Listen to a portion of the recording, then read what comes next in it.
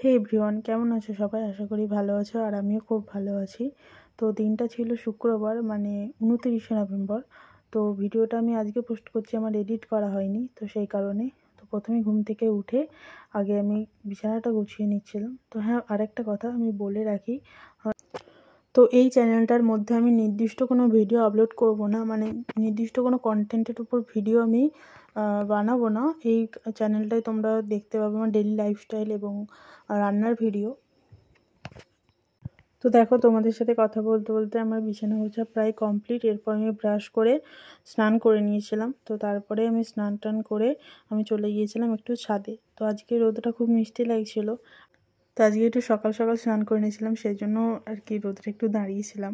কি আবার এটা ভেবো না যে আমি বিকেলবেলা স্নান করি, সেরকম কিছু না, আসলে একটু বেলাতে স্নান করি। আর আমাদের ছাদে 12টার পর শীতকালে রোদ থাকে না, তো সেই কারণে আর কি আমি কথাটা বললাম। তো এটা নিয়ে প্লিজ কেউ কিছু বলো না।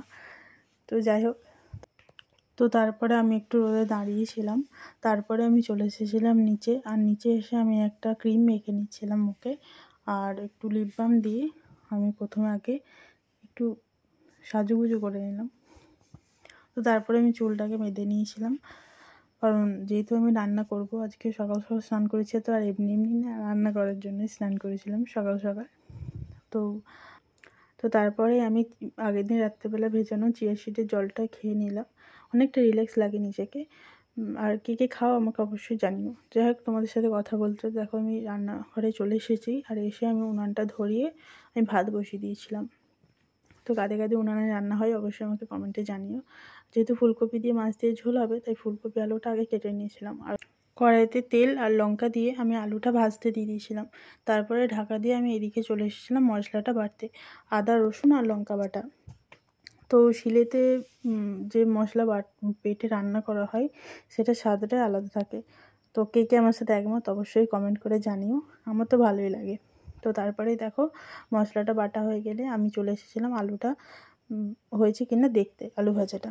তো তারপরে দেখলাম প্রায় হয়েই গেছে। তারপরে আমি আলু ভাজাটা একটু পোস্ত দিয়ে নামিয়ে দিয়েছিলাম। তারপরে ওই কড়াইয়ের মধ্যে আমি দিয়ে দিয়েছিলাম অল্প তেল। তারপরে আমি আলু আর ফুলকপিটা ভেজে নিচ্ছিলাম।